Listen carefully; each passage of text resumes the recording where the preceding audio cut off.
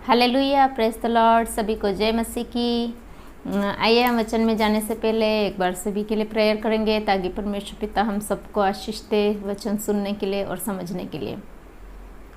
Hallelujah, hallelujah, hallelujah. धन्यवाद, धन्यवाद, धन्यवाद परमेश्वर पिता। आज के सुंदर समय के लिए हम आपका धन्यवाद करते हैं ईश्वर राजा।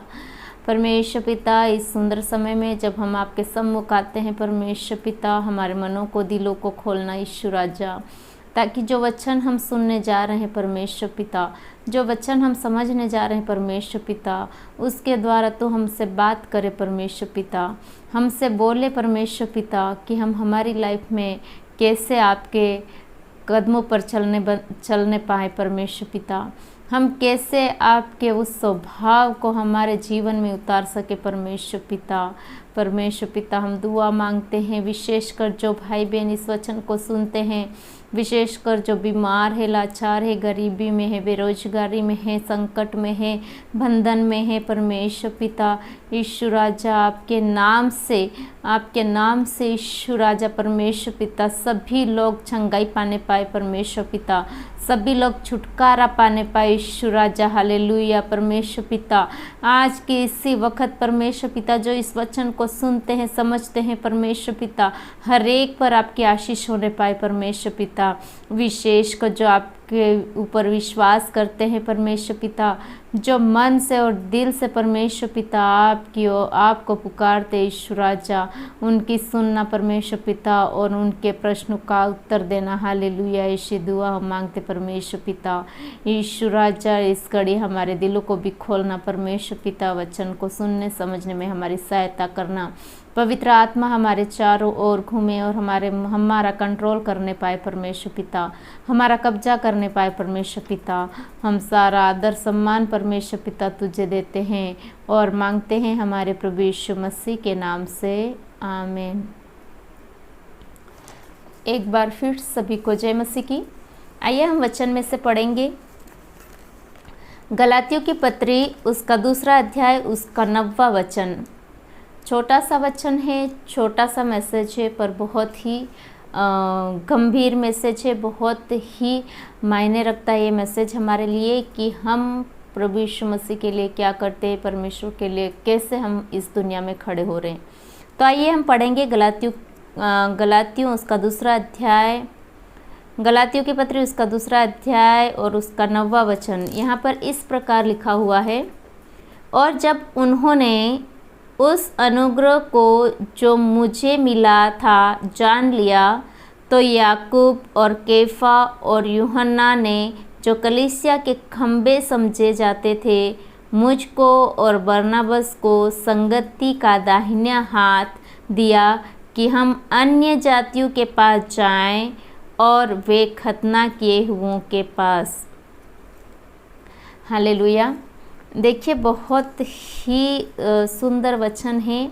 यहाँ पर पौलुस और बरनबास है, और पौलुस ऐसी बात कह रहा है कि कौन कौन, याकूब, कैफा और यूहन्ना कलीसिया के खंबे समझे जाते थे।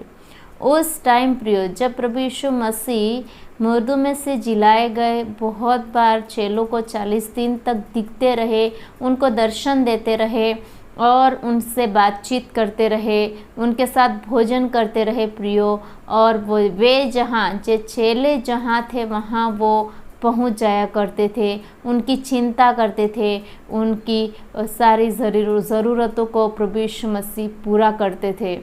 जब हम जानते हैं जैसे चेले अपने काम की ओर लौट गए थे, पहले वाले वीडियो में हम लोग ने देखा है कि तिबिरियस उस झील में उन लोग चले गए थे कि अपना काम धंधा कर ले, ऐसा करके, और एमाउस जाते हुए लोगों को भी प्रभु यीशु मसीह उनके साथ हो लेते हैं, उनके सारे कामकाज में उनके साथ होते हैं और ये समझाते हैं कि मैं जीवित परमेश्वर हूँ, मैं जिंदा यीशु हूँ, मैं जीवित परमेश्वर हूँ। तुम लोग अभी भी मुझे छोड़कर तुम्हारे धंधों में चले गए हो, तुम रिटर्न हो जाओ और सुसमाचार का प्रचार करो। तो यहाँ पर उसके बाद जब इनके ऊपर, प्रेरितों के ऊपर पवित्र आत्मा उतरता है और उसके बाद में जो उन लोग कार्य करने लगते हैं, तो यहाँ पर बहुत सारी हम लोग देखते हैं नए नियम में कि ये पत्रियाँ लिखी गई है। तो प्रेरितों के काम हैं, गलातियों हैं, एफिसियों हैं, कुरिन्थियों, ये सारी पत्रियाँ लिखी गई है। और यहाँ पर हम लोग आज एक छोटे से उस आयत में हम लोग देखते हैं कि जब उन्होंने उस अनुग्रह को जो मुझे मिला था जान लिया, तो याकूब, केफा, यूहन्ना ने जो कलीसिया के खंभे समझे जाते थे, मुझको, मतलब ये पौलुस कह रहा है कि उसको उनने कहा अन्य जातियों के बीच में क्या करने के लिए भेजा, प्रचार करने के लिए भेजा। यहाँ पर प्रियो हम लोग जानते हैं कि याकूब और जो केफा, हम लोग याकूब को तो हम जानते हैं, केफा कौन है, अगर हम लोग के अंदर अगर कुछ डाउट हो तो ये पतरस से प्रियो, क्योंकि पतरस को केफा नाम प्रभु यीशु मसीह ने दिया गया था। चट्टान, तुम चट्टान, केफा अर्थात चट्टान, तुमको बुलाया जाएगा। और यूहन्ना ने जो प्रभु यीशु मसीह, वो ये यूहन्ना समझता था कि प्रभु यीशु मसीह उसको बहुत प्यार करते हैं। वैसे प्रभु यीशु मसीह के अंदर ऐसी कोई भावना नहीं थी। प्रभु यीशु मसीह सभी चेलों को एक समान प्यार करते थे, इवन सभी लोगों को एक समान प्यार करते थे। लेकिन ये तीनों चेले हैं जो हम लोग सुसमाचारों में पढ़ते हैं, वही चेले हैं, और उनको कलीसिया के खंभे समझे जाते थे। प्रियो, आज हमें सोचने की ज़रूरत है कि क्या हम प्रभु यीशु मसीह के लिए या हमारी कलीसिया के लिए या हमारे जो लोग हैं उनके बीच में क्या हम खंभा बनकर खड़े हो सकते हैं। आपके दिमाग में अब विचार हो रहा होगा कि ये खंभा मतलब क्या होता है, खंभा क्या करता है। खंभा क्या करता है आपको पता है ना। हम लोग जब घर बनाते हैं तो वहाँ पर क्या करते हैं, खंभे खड़े करते हैं ताकि वो जो घर है वो क्या होए, मजबूत होए, मजबूत खड़ा रह सके। तो प्रियो, यहाँ पर उन खंभों का उसी तरह यहाँ पर कंपेयर किया गया है कि ये लोग भी उस खंभे के समान हैं। हम लोग पुराने नियम में भी यही चीज़ पढ़ते हैं। वहाँ पर यिर्मयाह नबी की पुस्तक के यिर्मयाह नबी के बारे में बोला गया है। यहाँ पर यिर्मयाह नबी की पुस्तक उसका पहला अध्याय उसके 8वें वचन में लिखा हुआ है। यिर्मयाह नबी की पुस्तक उसका पहला अध्याय उसके 8वें वचन में लिखा हुआ है, क्योंकि सुन, मैंने आज तुझे इस सारे देश और यहूदा के राजाओं, हाकिमों और याजकों और साधारण लोगों के विरुद्ध गढ़ वाला नगर और लोहे का खंभा और पीतल की शपरपना बनाया है। तो इसको यिर्मयाह नबी को परमेश्वर ने लोहे का खंभा बनाया था लोगों के लिए, ताकि वो लोहे का खंभा बन करके इन लोगों को, इजराइलियों को बचा सके।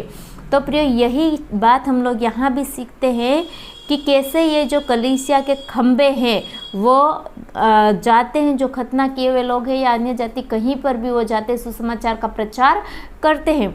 तो हम लोग को आज कलीसिया में वही खंभे बनकर खड़े रहना है प्रियो। खंभे बनकर हम लोग को सहायता करनी है, मदद करनी है। सभी चर्चेस में हो, कलीसिया में हो, पास्टर्स को हो, कलीसिया के लोगों के साथ हो, और भी अदर वर्क में कहाँ भी हो, हम लोग के खंभे बनकर खड़े रहें प्रियो।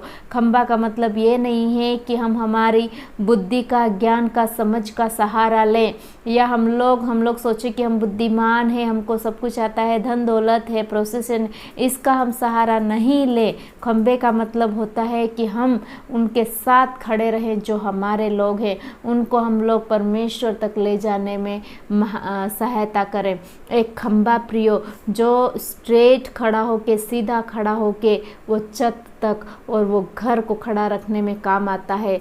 तो क्यों ना हम भी हमारी कलीसिया को, हमारे सोसाइटी को, हमारे चर्च को वो खंभा बन करके उसको जीवित रखें, खड़ा रखे, और जब भी वो गिरने लगे हम उसको संभालने पाए प्रियो। क्योंकि हम जानते हैं आजकल अंत के दिन हैं, और अंत के दिनों में क्या होता है प्रियो कि बहुत बार हम लोग परेशानी से जाते हैं, सताव से जाते हैं, दुख संकटों से जाते हैं, और लोग क्या करते हैं, लोग उस समय भटक जाते हैं। लेकिन प्रियो, हमें वो खंभा बन के रहना है, वो खंभा बन के सभी लोगों को एक साथ बांध के रखना है, एक साथ उनको उठाए रखना है, ताकि हम लोग सब एक साथ परमेश्वर के राज्य में पहुंच सके।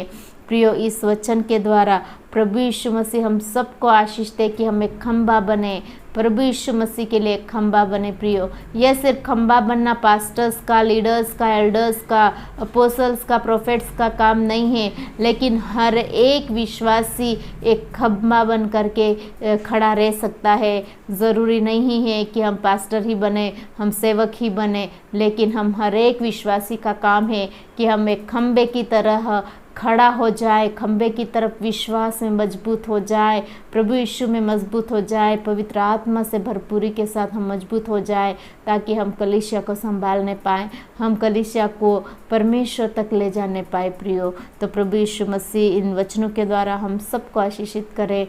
हम लोग ऐसे ही वचनों में और आगे बढ़ते जाएंगे। अगर आपको ये वचन अच्छे लगते हैं और आपको कुछ न कुछ आत्मिक लाभ होता है, अगर आप लोग के दिल में बदलाव होता है, अगर आप लोग का मन फिरता है, अगर आपको चंगाई मिलती है, छुटकारा मिलता है, तो please like, share and subscribe करना, ताकि अपने साथ साथ जो अदर लोग हैं, दूसरे लोग हैं, वो भी आशीषित हो जाए, वो भी अपनी आत्मा को बचाने पाए। क्योंकि प्रियो, हम लोग की खुद की आत्मा अपन खुद को बचानी है, कोई दूसरा हमारे लिए तैयारी नहीं कर सकता है। आत्मा की तैयारी हमें स्वयं करनी है।